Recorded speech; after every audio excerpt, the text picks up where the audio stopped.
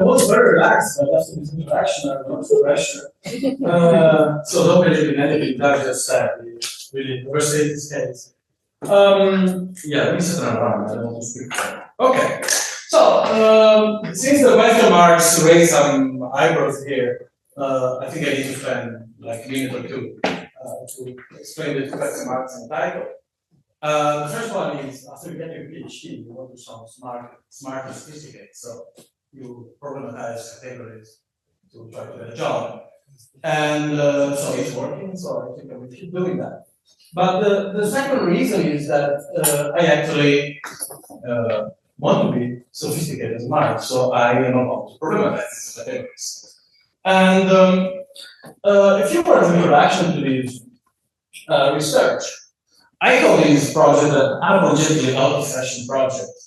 Because in a world of religious studies where everything is about performance, semiotic, aesthetic, this is going to be a text-based approach. We are going to talk about books and ideas written in books and words. So yeah, you're still in time to leave the room if this is not what you like. And also, and this is really I'm very grateful for Kaza for having me here, because the research project at Kaza is about esoteric practice. I try to interpret this idea in a kind of different ways. As I said, I lived in China for a long time, and I saw hundreds of thousands, probably, of practices that can be defined as esoteric. But for this project, I chose to reflect on a different practice. Not so much an esoteric practice, but more a practice about esotericism. And my practice is scholarship. In particular, the practice that I'm going to discuss here is the practice of translation. And I will use quite a lot of Isalu book, translingual practice, to make my case here. Also, to prevent the weekly question about gender, all the author studies are males, and they all belong to a single ethnic group, which is Han Chinese, and they all hold some sort of position of power. They're all academics, and they work in universities in mainland China, which by default make them sort of integrated into the big governmental system of the country. And also this research is going to be a sort of praise of cultural appropriation and a praise of a discussion of, I would say, a positive light, the way that culture moves from one hemisphere to another, or from one cultural context to another, and how this interaction is actually an act of creativity that should be praised and not frowned upon. So, how this project came to be? I was working, as Doug says, whatever, on the reception of China and Chinese religion of West esotericism. And this is my PhD thesis, and these are two projects which I participated with Lucas Pokorny and Franz Winter. Again, the idea to try to show how Chinese religion was a neglected part of that milieu that is known as Western esotericism. I was at the same time working on a different project, which is mapping a vocabulary about what some scholars call criminal religious movement, or Xiaqiao, in China. And this is me having an informal workshop in an unknown location in mainland China about Western esotericism. And while I was doing these two projects, I realized that one of the main problem, maybe the important thing I could reflect upon is like, what if I started looking at the other trajectory? So far, I would think about how China affected the West and how Chinese tropes about religion or the government of religion influenced Western discourse. And I was like, yeah, but what about the other trajectory? So what happened when Western ideas about religion and esotericism came to China? And I realized that the main problem was that the field doesn't exist. There are scholars that study esoteric subjects, but they do not understand themselves as part of a field. They just study their thing, and there's no idea of the study of esotericism in China. And there is a biggest problem, which is the proper language. Every time I try to talk with a Western scholar about my project, the first question was, okay, so how do you say Western esotericism in Chinese? And every time I talk in Chinese with a Chinese scholar, they would always ask me, okay, you study Western esotericism, and I would choose a word that represents Western esotericism in Chinese. They would ask me, such as, for example, can you clarify this word that you chose? Well, what do you mean by that? So I realized that the entry point of my mapping Western esotericism in China was actually language. So I started reading on translations and translation of esotericism. And I found especially issues with this type of translating esotericism, which seemed to be a very good starting point. And the introduction of this special issue, and here I want to read some quote. The creator said, if you're serious about globalizing the study of esotericism, such questions, these are the questions of the context of the different languages, must be taken seriously and must be pursued systematically for long terms in standard vocabulary in a wide variety of European and non-European languages. And here I have my first problem, which is, what is the standard vocabulary of Western esotericism? Is there a standard vocabulary? And I see the two curators had a list of these words, and include words like Western, like God, like consciousness. Is this a standard vocabulary of Western esotericism? I highly doubt that. Historical rather than from a technical linguistic perspective. This means the translation must be assessed not just for the technical merits, but in view of how they actually function in specific cultural, social, and economic contexts. Which is a very good idea. I strongly agree with this statement. However, the contributors of these journals don't talk about that. All the contributions on these special issues are in the language X, esotericism is rendered as Y. So I don't appreciate this approach. So in this presentation, I will never say that the term X should or is translated as Y in Chinese. Instead, I will try to go beyond the search for equivalent that fit the preconceived prototype. Instead, trying to understand why, how, and by whom the specific term was or was not translated as such in this specific context. So this is the big framework of this project and my idea of what translation means and how a translation and or a transcultural study should be done. So I identified three linguistic poles when we talk about Western esotericism in China. Here I ask the sinology to be patient. I will make gross simplifications, so please forgive me. So the first pole is the character Shen. Now the character Shen is made of two parts. And you see a graph on the picture on the right. The character Shen on the left side is the radical, and the radical comes from the radical is called Shi, and it represents an altar with the sacrificial offers on the top of it.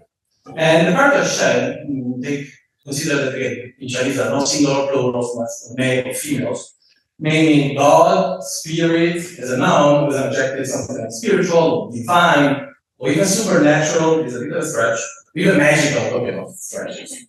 So this is Shen. This is the first pole that I found in China when trying to talk about esotericism.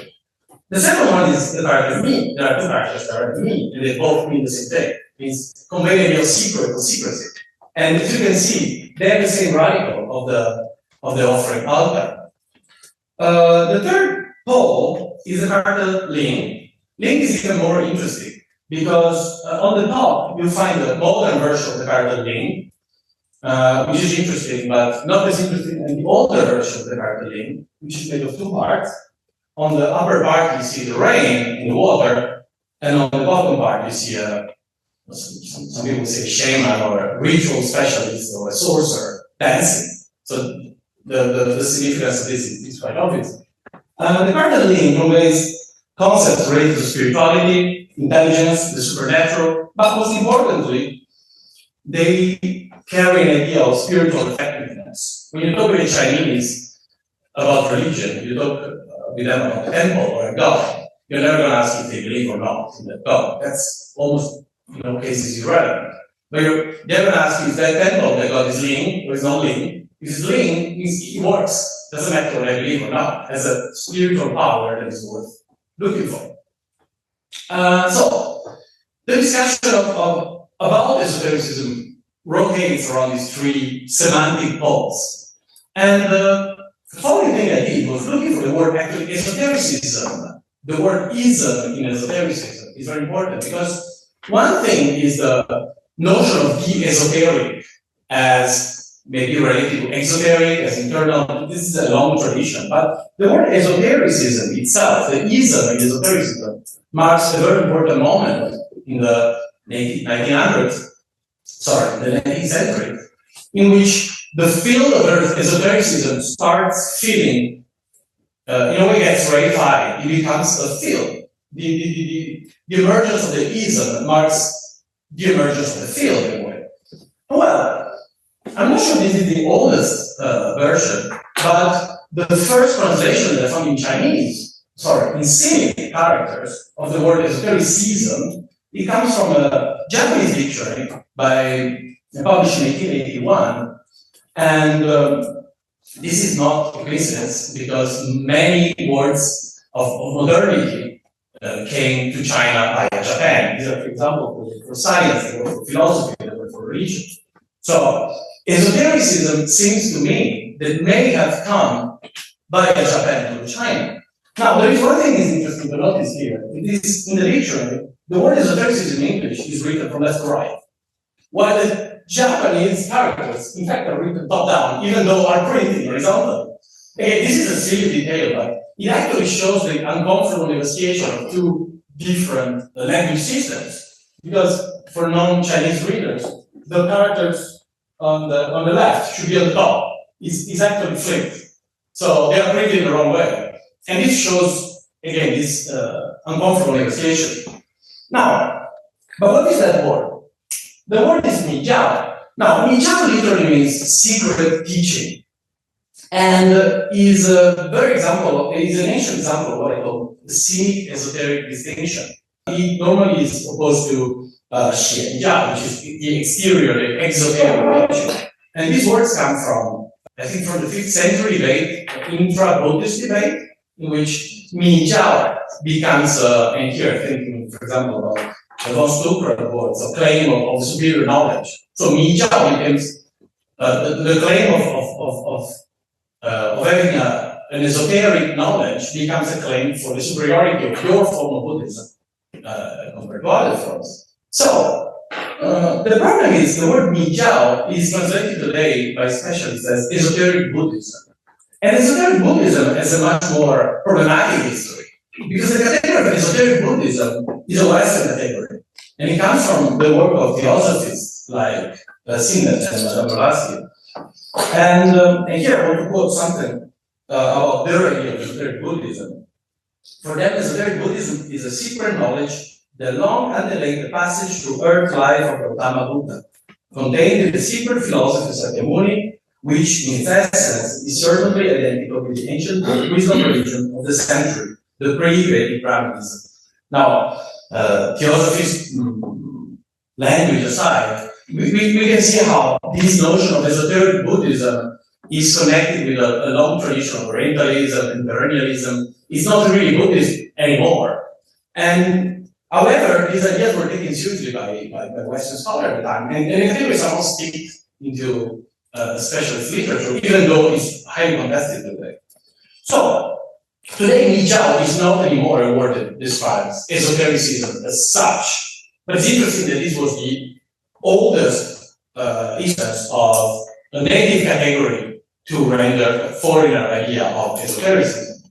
So, because it shows, again, in the category of mijiao or esoteric Buddhism, there are clearly two poles. There is a long-rooted tradition of Chinese esoteric distinction, and there is Western Orientalism.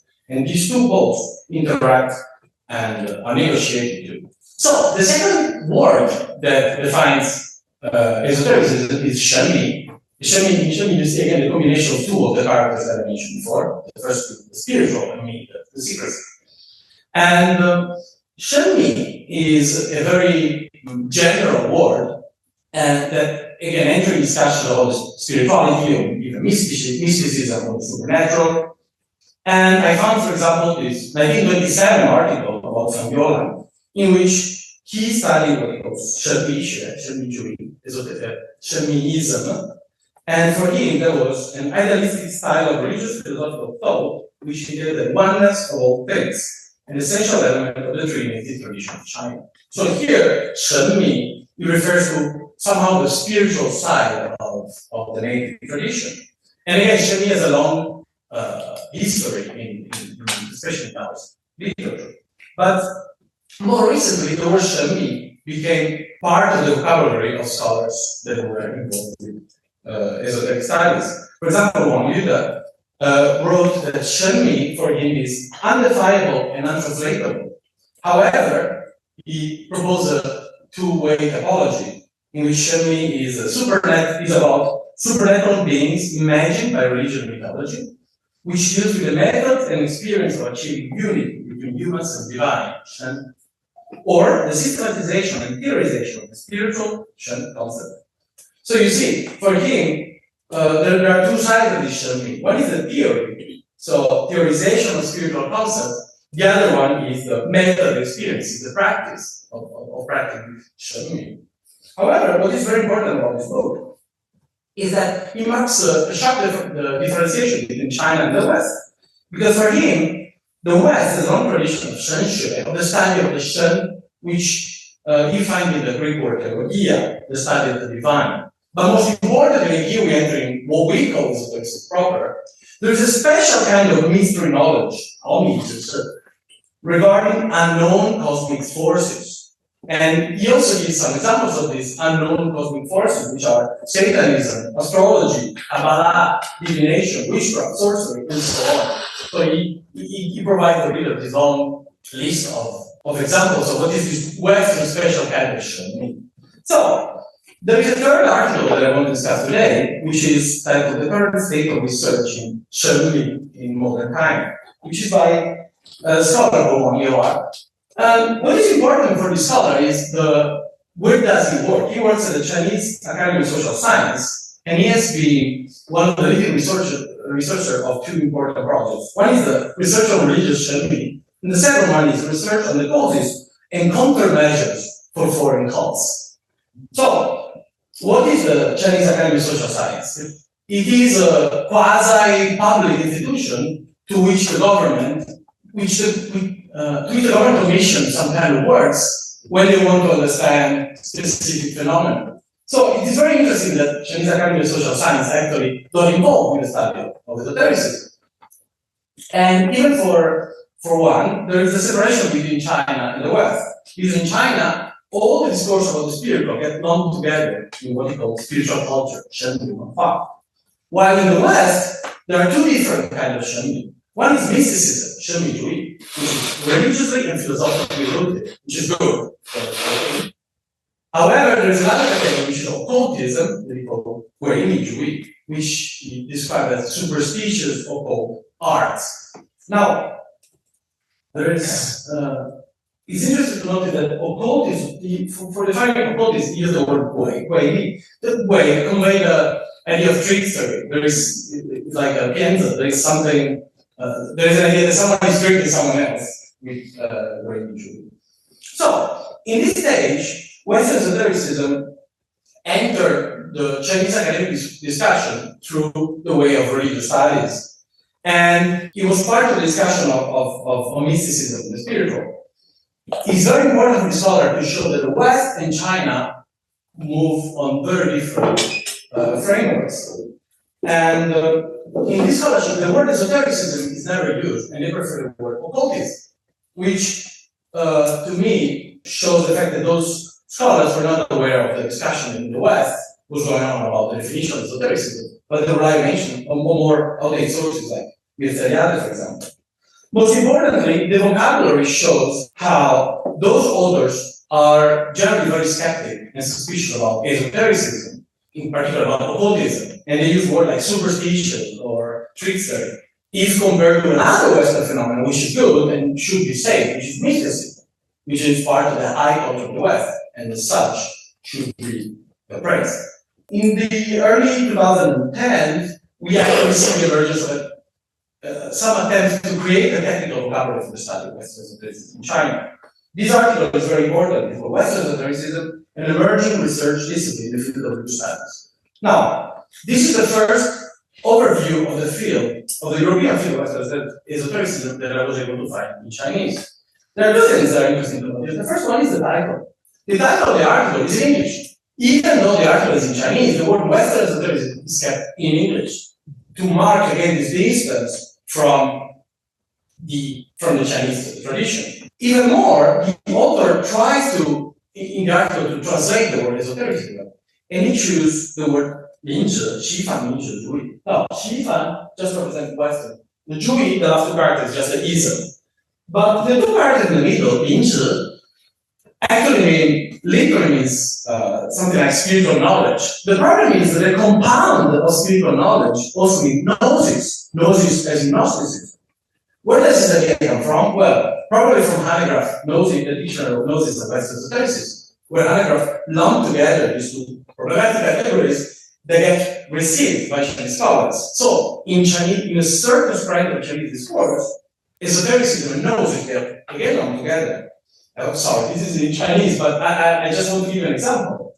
If I translate esotericism as 灵者主义, and then I say that 灵者主义emphasizes 灵者, which is gnosis, I am making a sort of circular argument, because I call esotericism Gnosticism, and then I say that esotericism translated as Gnosticism emphasizes gnosis. Yeah, I mean, and here you see the problem of translations, because according to which category you choose, you're actually informing, you're filling your discourse of a very specific connotation. There is a second author that, in this phase of the study of Western esotericism in China, tried to create a technical vocabulary in Chinese that didn't exist, which is the historian of science, Gao Yang. In his Hermeticism, the historiography of early modern science, 2016, very recent, he discussed the notion of Western esotericism in reaction to the classic Francis Yates, Giordano Bruno, the Hermetic tradition. Gao Yang disagree with Yates and finds the notion of Hermetic tradition to describe what we call esotericism very misleading, because he's an expert of Hermeticism. So he tried to separate the discourse of Hermeticism, which is connected to the corpus Hermeticum, with all this, the rest of esotericism, which he tried to go Michuan should show. Again, Michuan means secretly transmitted set theory. So here we find an author that emphasizes the transmission and the secrecy of the discourse. So in this phase, Chinese scholars show that they are much more engaged with Western literature on the subject, and they are attempting to bring order in the vocabulary that they found very, of the native vocabulary, which is not clear enough. So by creating new words, especially to talk about the central notion of Western esotericism, they try to bring order into the field. But it's very interesting, it's very important to notice how each author chose an angle that follows their own research project. In the case of He, it's Gnosticism, and translates esotericism as gnosis. In the case of Gao, he focused more on the Renaissance. But the turning point of Western esotericism in China is the translation in 2018 of the first academic book about Western esotericism that was made available to the Chinese public. The book is Western Esotericism, a guide for the perplexed. This translation is super important for many reasons. First of all, the publisher is Commercial Press, the highly prestigious Chinese publishing house, and the translator is Zhang Butian. Zhang Butian was a former professor of Tsinghua Daxue, which is one of probably the best, surely one of the best institutions in China. And this translation is very important not only because for the first time the Chinese public had available an academic text about Western esotericism, but also the discussion of esotericism entered very much into the academic mainstream of China.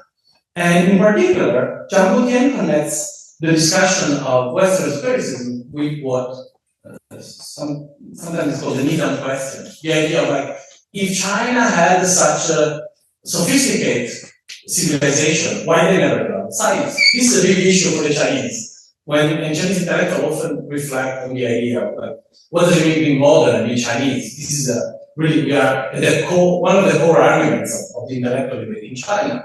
And what Zhang Butian does is putting esotericism and the mainstream of Western esotericism, which is under Hanegraaff, into the mainstream of Chinese academic discourse. Because for him, science is a Western phenomenon. There is not such a thing as a Chinese science. And in order to understand science, you need to understand the milieu from which science came from. And here, you get the idea of logographic, the idea of rejecting knowledge, according to which in the West there is religion, there is science, but then there is a third pillar of Western civilization, which is esotericism, which for Anagraph and then for Jean Boutien, it becomes a means to understand the often asked legal question. Now, after Jean Boutien, there is this translation is really a watershed. Even in his vocabulary, he goes back. Western esotericism becomes again Shenmi, it becomes again a more general term, because the discussion doesn't move anymore on a technical linguistic level, but it goes towards a more historical understanding of the phenomenon. So, after Jean Boutien, we find that Western esotericism never actually developed as an independent field, as in Europe. Instead, the study of esotericism or esoteric themes enter into more mainstream debates rather than isolating into a small community. And younger scholars that are now engaged in the study of esotericism are in general more technically prepared in terms of they speak more languages, they know Greek or Latin or German or English, and they are more involved with the international scholarly community. Some of them participate, for example, in the work of the European Society for Study of Western Esotericism, conference and workshop and so on and so forth.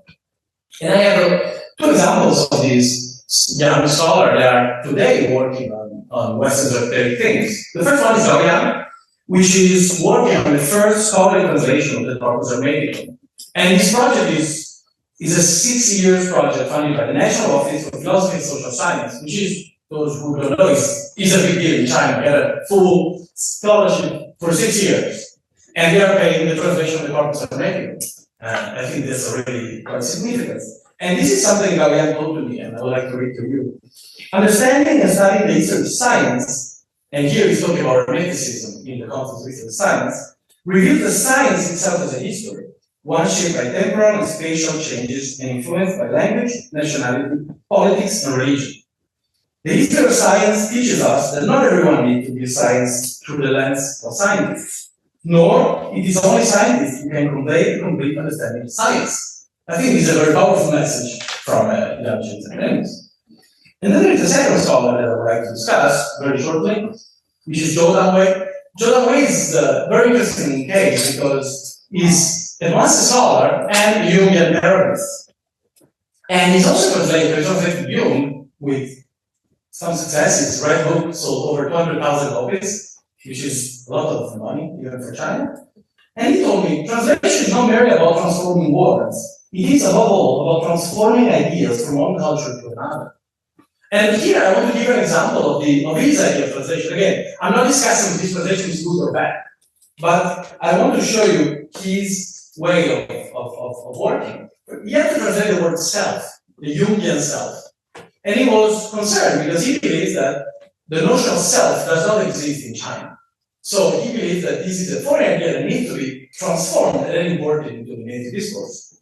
And he translates self as Yuan, that Yuan carries the idea of original of some kind. But this is the reasoning that brought to this translation. Again, Yuan is a word that you made. You once wrote that the self is like a monad, and I am also a monad. So, Zhou Danwei, the monad in Chinese is called danzi, but then he believes that danzi is a very non-scientific word. So he chose a scientific replacement, the word for atom, to substitute the notion of monad, which is yuanzi, atom. So for him, atom is a scientific rendering of the notion of monad, which can be in turn used to render the idea of Jung. Again, it doesn't matter if this is a good or bad translation, okay? What is important here is the context of the translation. Here, Zhou is reacting against other translation, which translate self as zexing, which is a heavily Buddhist charged translation. He wants to, is doing basically a process of scientification of his discourse on Jung. Now, originally, I have to be honest, my presentation almost ended here. There were a couple of more details. But I had a problem. I still had a group of translations of Western esoteric books, which I could not fit in my model. And a few days ago, actually, I found a lead, so I would like to share with you this trace of the final part of the presentation.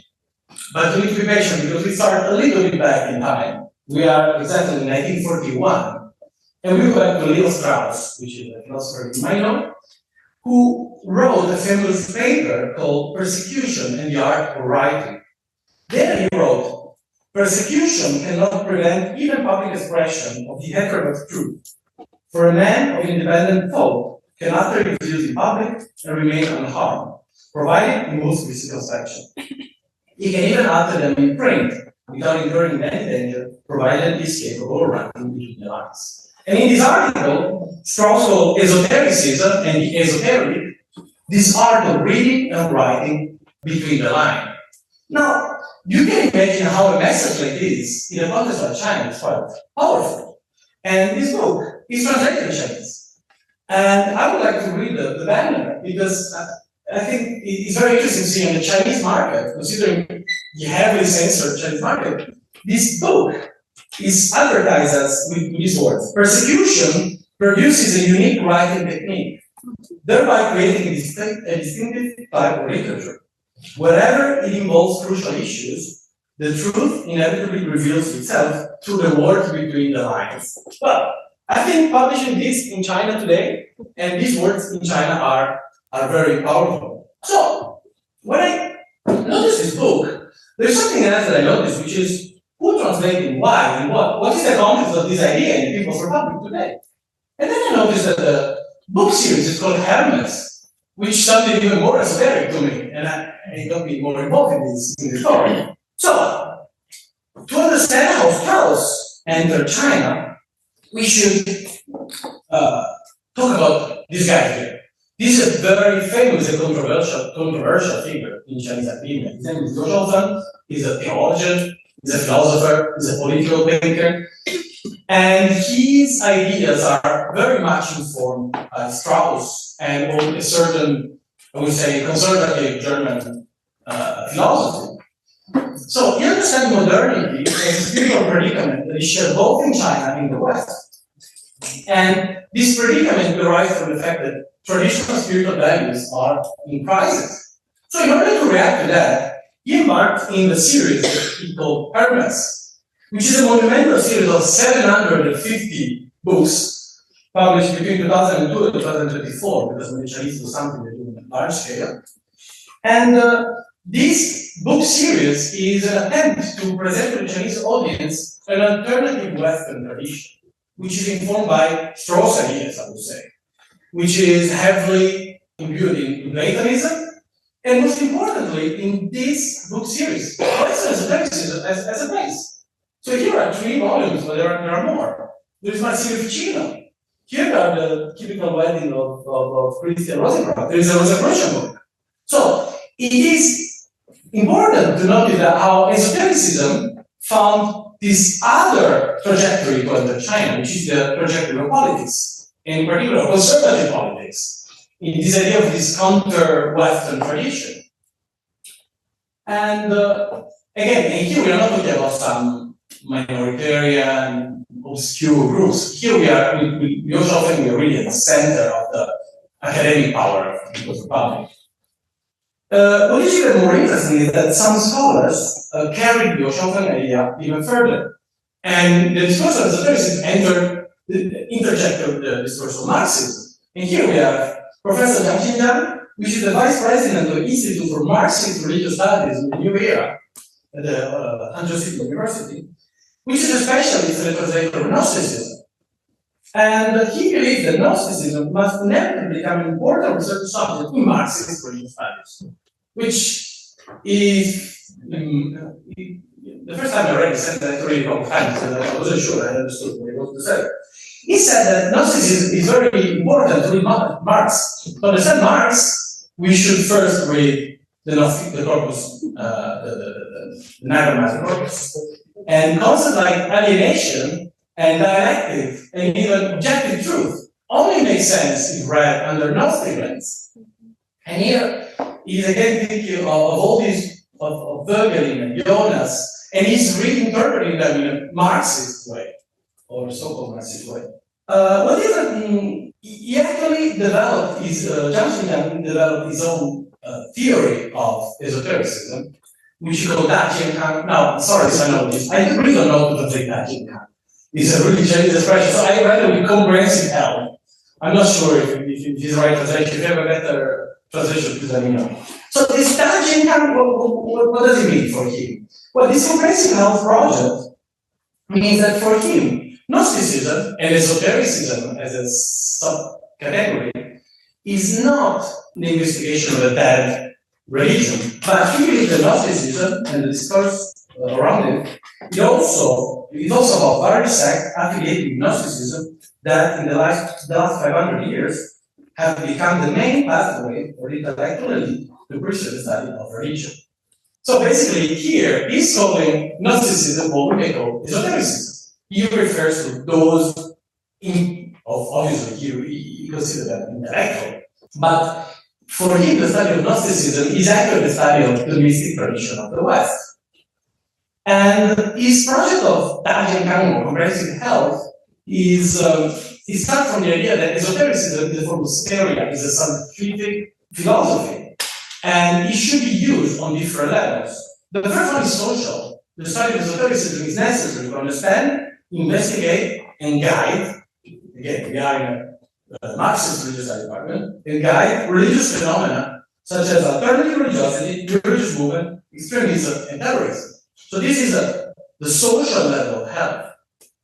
And then there is a spiritual level, which is the study of esotericism can be a cure for spiritual issues related to the meaning of life, belonging, values, ideas, and faith, which he believes that being one of the goals of the Marxist religious study department. But there is a third level, which is the physical health level. Esotericism can contribute to the physical well-being by an association with local spiritual, native spiritual therapeutic discourses like that of Taiji Chuan. Zhang Xinjiang is also a specialist of Taiji Chuan. And in his books, he always compare the notions that the notion of Gnosticism and that of Taiji Chuan, for example, drawing parallels between the Qi and the Numa, or between the discussion on the emptiness. And so for him, esotericism becomes a means also to promote physical health. So in this way, Zhang Xinjiang's political therapeutical approach, in a way, saves the study of esotericism from the very dangerous terrain of study of religion. So moving into a Marxist department, in a way, he brings the discourse of esotericism in a more safer space. And he de-religionizes the discourse, and he actually makes a discussion about health, social, spiritual, and physical.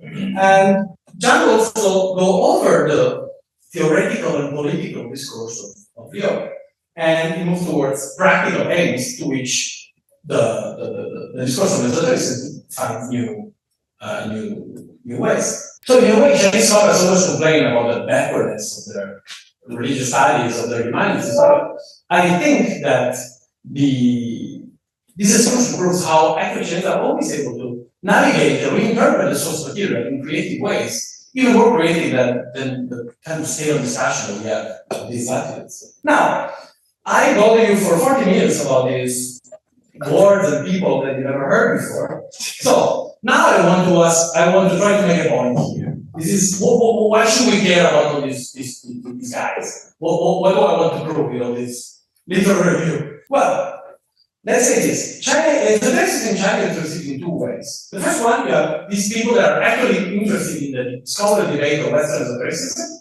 and they try to build a technical native vocabulary.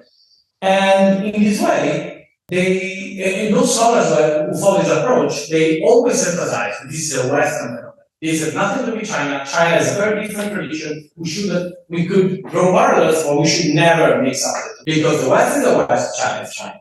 However, we have others that study esoteric things in a more transcultural, more free manner, and they never use the category of esotericism. Never.